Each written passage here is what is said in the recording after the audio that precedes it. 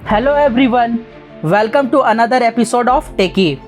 Recently में अभी RBI reserve bank of India ने अपना एनुअल रिपोर्ट जारी किया है, जिसमें आरबीआई के गवर्नर शक्तिकांता दास ने सभी इन्वेस्टर्स और शेयर होल्डर्स को bubble in share price and share market bubble के लिए वार्न किया है और सभी को स्टॉक मार्केट बबल से अलर्ट रहने को भी कहा है।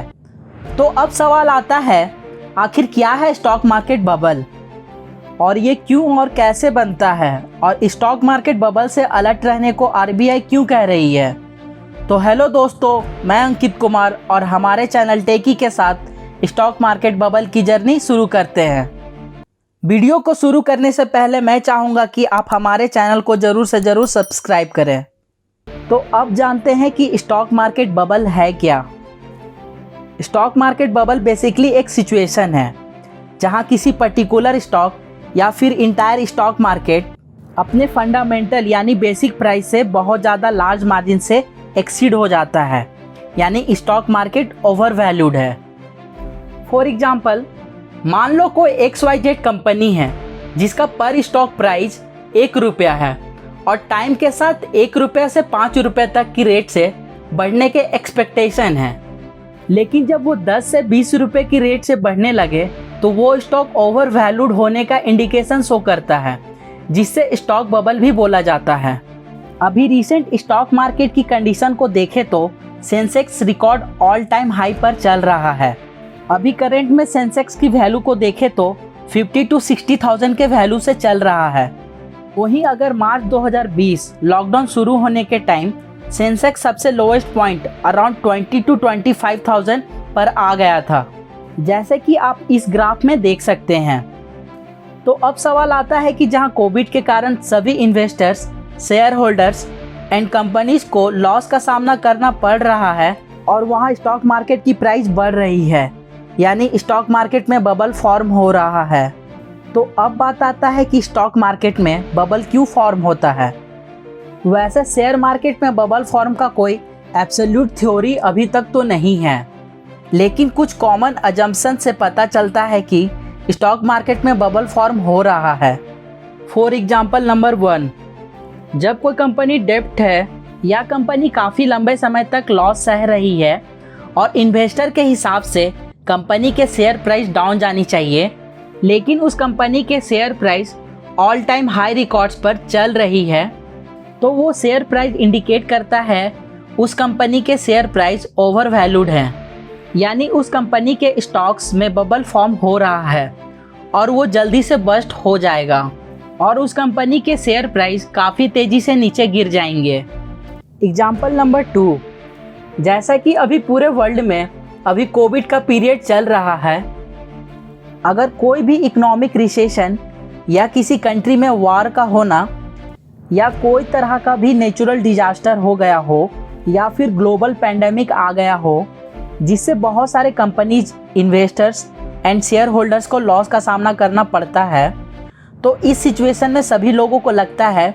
कि मार्केट काफ़ी तेज़ी से नीचे गिरेगा। लेकिन इसके बदले में जब stock market all time high पर चलने लगे तो ये समझ जाना चाहिए कि शेयर मार्केट में बबल फॉर्म हो रहा है। एग्जाम्पल नंबर 3, जब कभी भी मार्केट में बहुत सारा पैसा आ जाए या गवर्नमेंट कोई नया पॉलिसी लेके आए या फिर कोई फॉरेन कंट्रीज इंडिया में इन्वेस्ट कर दे तो और मार्केट सडन से बूम पर चला जाए, तो इसे भी स्टॉक मार्केट में बबल फॉर्म होता है। फॉर एग्जांपल, अभी आरबीआई ने मॉनेटरी पॉलिसी के थ्रू इंडियन गवर्नमेंट को 1 लाख करोड़ रुपए दी है। मॉनेटरी पॉलिसी बेसिकली एक पॉलिसी है जिससे कि monetary authority reserve bank of India की रिस्पॉन्सिबिलिटी रहती है कि इंडियन गवर्नमेंट को फाइनेंशियल स्टेबिलिटी, इकोनॉमिक स्टेबिलिटी और इन्फ्लेशन रेट को मेंटेन करने के लिए इंडियन गवर्नमेंट को करेंसी नोट प्रिंट करके देना होता है और सेंट्रल बैंक हर साल एक fixed amount of cash Indian government को देती है। तो इसी वजह से मार्केट में पैसा आ जाने के कारण स्टॉक मार्केट अपने टॉप मोस्ट हाई पर चला गया है। तो अब बात आता है कि आखिर क्यों आरबीआई ने स्टॉक मार्केट बबल के बारे में क्यों सभी को वार्न किया है। क्या वो रीज़न है जिसे आरबीआई स्टॉक मार्केट में इन्वेस्ट करने के लिए अलर्ट कर रही है। तो जैसा कि हम सब जान गए हैं कि bubble of stock market duration में स्टॉक के प्राइस मार्केट में काफ़ी तेज़ी से ऊपर जाता हुआ दिखता है, लेकिन जब ये बबल बस्ट होता है तो ये मार्केट क्रैश और इकोनॉमिक रिसेशन ले आता है। इसलिए अभी आरबीआई अपने एनुअल रिपोर्ट में सभी इन्वेस्टर्स और शेयर होल्डर्स को अलर्ट कर दी है कि वो अभी मार्केट में इन्वेस्ट ना करें, वो मिसलीडिंग स्टॉक से बचे, नहीं तो बहुत सारे लोगों को लॉस का सामना करना पड़ सकता है और मार्केट क्रैश और इकोनॉमिक रिसेशन जैसे कंडीशन ला सकता है। जैसा कि 1989 से 1992 जापान में इक्विटी और रियल इस्टेट बबल बस्ट हुआ था, जिस वजह से काफ़ी लंबे समय तक जापान की इकोनॉमिक काफ़ी स्लो डाउन थी। एज सेम एज 2000 में USA.com बबल बस्ट हुआ था, जिस वजह से वर्ल्ड की GDP पर काफ़ी असर पड़ा था। और 2008 USA में ही रेसिडेंशियल रियल इस्टेट बबल हुआ था, जिस वजह से पूरा वर्ल्ड में इकोनॉमिक रिसेशन आ गया था। तो ये सारे एग्जाम्पल से एक चीज़ क्लियर होता है, फाइनेंस में किसी चीज़ का बबल बनना ये इंडिकेट करता है बबल जब तक बना रहता है तो मार्केट प्राइस काफ़ी ज़्यादा हाई पे रहती है, लेकिन जब बबल बस्ट होता है तो इकोनॉमिक में रिसेशन आ जाता है या फिर मार्केट क्रैश हो जाता है।